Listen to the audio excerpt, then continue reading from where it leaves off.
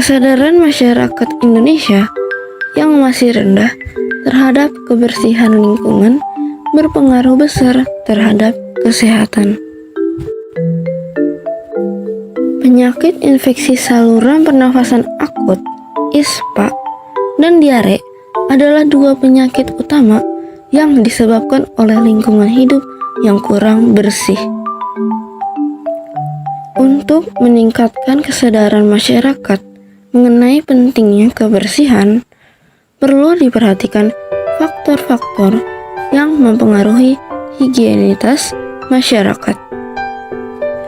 Faktor yang pertama adalah akses sanitasi yang memadai. Akses sanitasi ini tidak hanya meliputi jamban dan fasilitas sanitasi lain yang sesuai dengan standar kesehatan, namun juga tersedianya air bersih. Masih banyak sumur yang ada di lingkungan rumah tangga atau pemukiman warga yang hanya berjarak 10 meter dari septic tank. Hal ini menunjukkan bahwa air yang digunakan masyarakat masih belum sesuai dengan standar kesehatan. Faktor yang kedua adalah perilaku dan kebiasaan masyarakat itu sendiri mengenai kebersihan. Hal ini dapat berupa kebiasaan-kebiasaan kecil dari membuang sampah di tempatnya hingga rajin mencuci tangan. Perilaku dan kebiasaan adalah sesuatu yang diajarkan sejak kecil, terutama lewat keluarga dan lingkungan tempat belajar. Faktor yang ketiga atau yang terakhir adalah budaya di masyarakat sekitar. Budaya yang diadopsi suatu masyarakat di wilayah tertentu pastinya berpengaruh terhadap kebiasaan dan perilaku yang diajarkan ke setiap individu.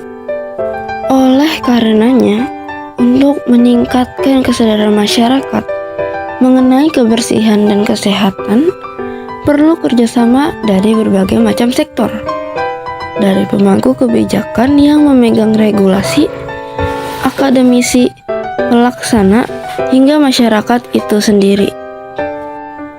Dampak membuang sampah sembarangan akan merusak pemandangan, mendatangkan bau yang tidak sedap, mendatangkan banjir level rendah, sampah yang tinggi, mendatangkan berbagai penyakit, dan dapat mencemari lingkungan.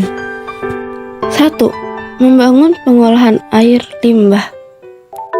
Pada kegiatan industri, selain melepaskan limbah ke udara dalam bentuk asap, sering juga menghasilkan limbah cair kimia yang tidak boleh dibuang sembarangan.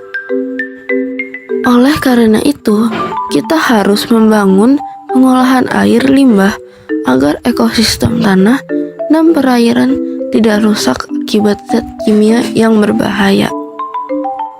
2. Pengelolaan sampah.